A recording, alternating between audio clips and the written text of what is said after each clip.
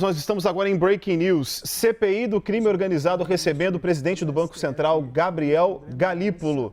Nesse momento, nós temos o presidente da CPI fazendo a leitura, provavelmente, da apresentação da chegada do presidente do Banco Central, que vai trazer detalhes, explicar o que aconteceu numa reunião entre o presidente Lula, Daniel Worcaro e Gabriel Galípolo no ano de 2024, no Palácio do Planalto. A reunião foi em dezembro, ou seja, dias antes dele assumir a presidência do Banco Central. Vamos escutar o que o senador Cotarato está dizendo neste exato momento sobre a apresentação de Gabriel Galípolo na CPI do crime organizado. Condição de, aspas, testemunha qualificada cujo conhecimento sobre os procedimentos ou os instrumentos e as práticas institucionais do Banco Central pode contribuir de forma relevante para os trabalhos dessa comissão. Em petição de esclarecimento enviada nesta manhã à CPI, a defesa do senhor Campos Neto informou que o convidado não irá comparecer a esta reunião por entender que a aprovação de novo requerimento de convocação viola a referida decisão. São esses os esclarecimentos a serem prestados.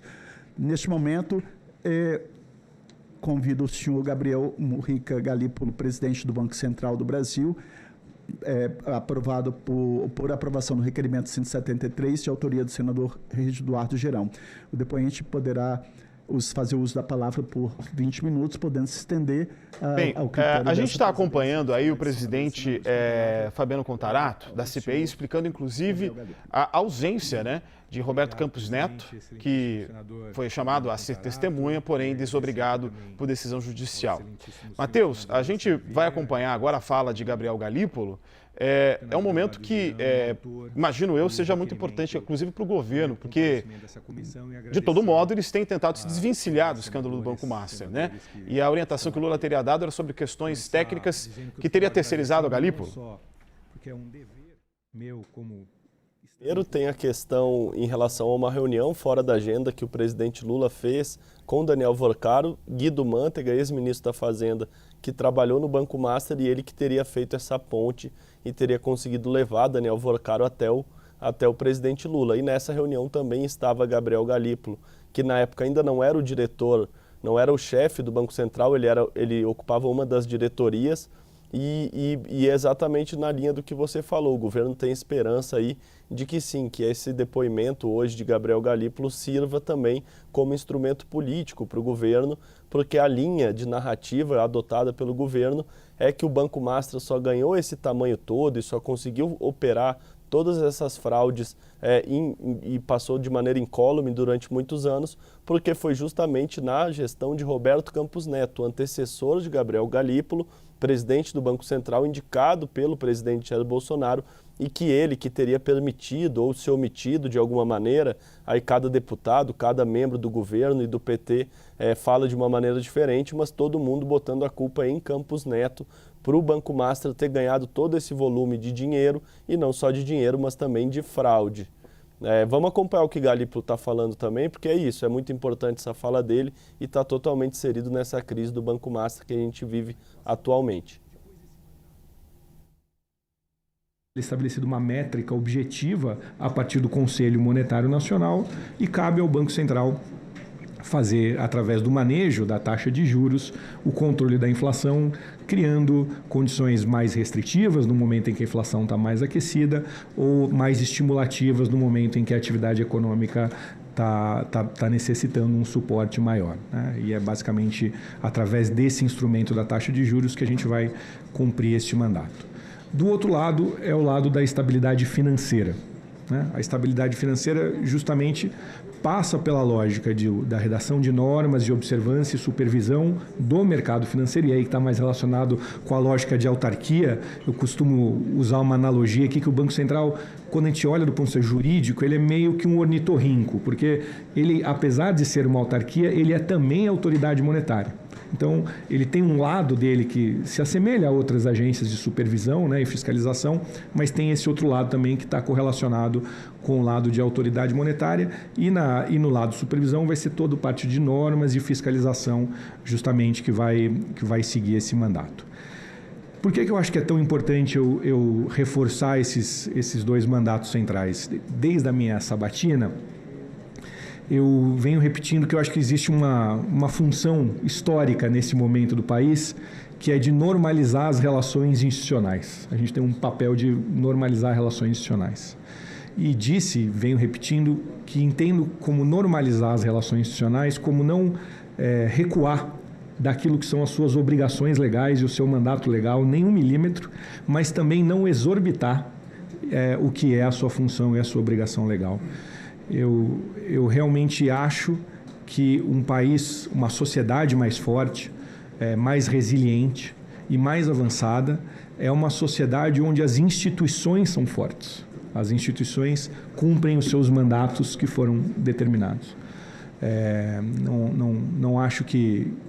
Não vejo com simpatia protagonismos, nem a necessidade de ter heróis. Acho que vai ser mais avançada a nossa sociedade quanto menos corajoso parecer aquela pessoa que cumpriu o seu mandato e seguiu estritamente o que é a sua obrigação.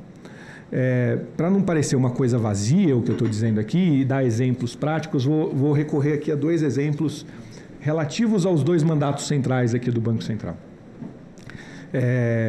É comum, por exemplo, a gente ver pessoas se queixando, por exemplo, da meta de inflação, achando que a meta está baixa ou está alta, ou outro dia mesmo, vi uma jornalista que eu respeito muito e, de novo, a imprensa tem sempre exercido um papel absolutamente essencial, a imprensa profissional, no processo da cobertura do Banco Central, lendo o que é o comunicado do Copom e pegando um parágrafo que replica exatamente o que é a lei que deu a autonomia ao Banco Central, que a gente repete no nosso comunicado das reuniões, aquele parágrafo estritamente que replica a lei. A gente estava replicando a lei.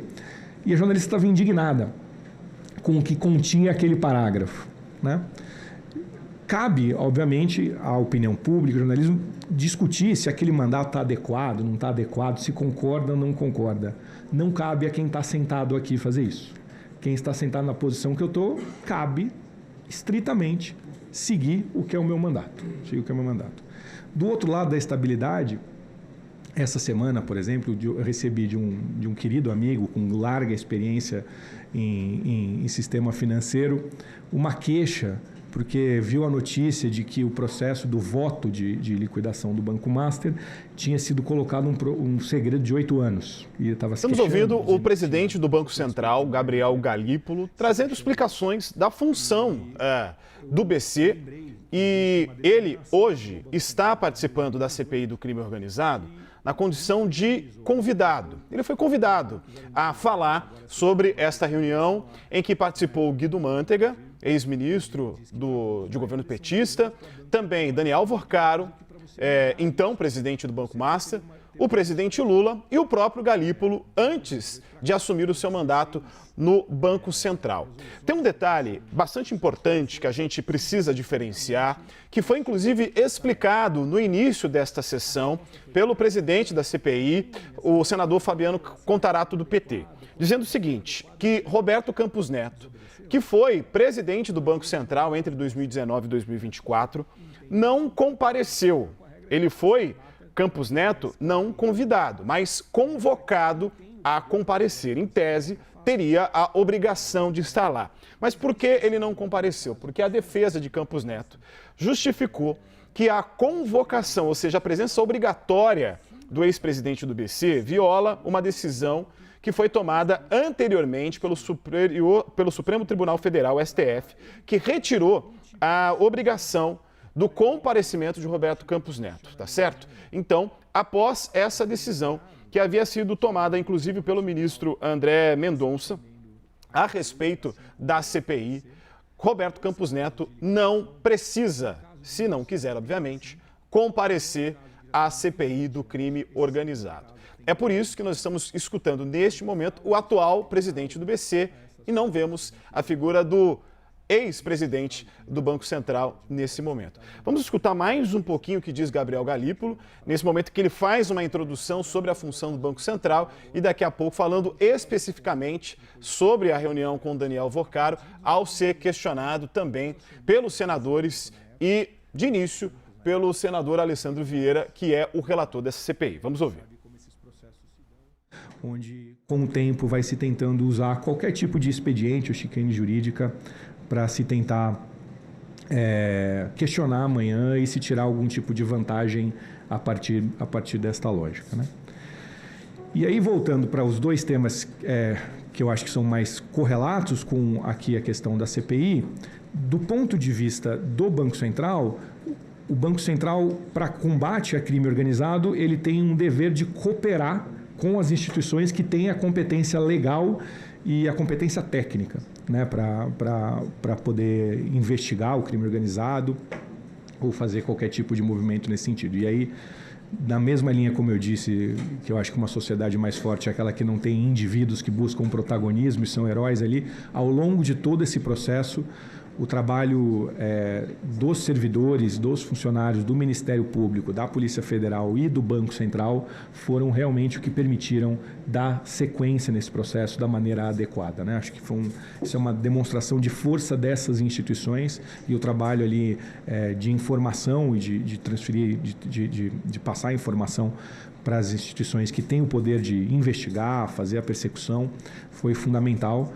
E o nosso processo era justamente esse. A cada momento que você descobre se eventualmente tem algum indício, né, que deve ser informado ao Ministério Público ou à Polícia Federal, a gente informar o Ministério Público e a Polícia Federal e subsidiar eles com esse processo. E se tiver algum pedido, obviamente também a gente responder a qualquer tipo de pedido nesse sentido.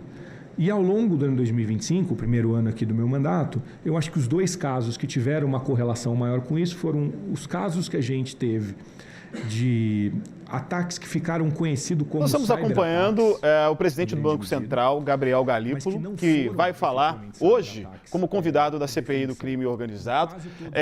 Esse evento vai acontecer ao longo da manhã. Nós vamos acompanhando, inclusive, ao longo aqui do Live CNN, trazendo mais informações para você sobre a relação da CPI do crime organizado com todo o escândalo envolvendo o Banco Master. Vamos acompanhar também o que tem a dizer Gabriel Galípolo. Foi na gestão dele, inclusive, que o Banco Master foi liquidado após o apontamento de uma série de irregularidades.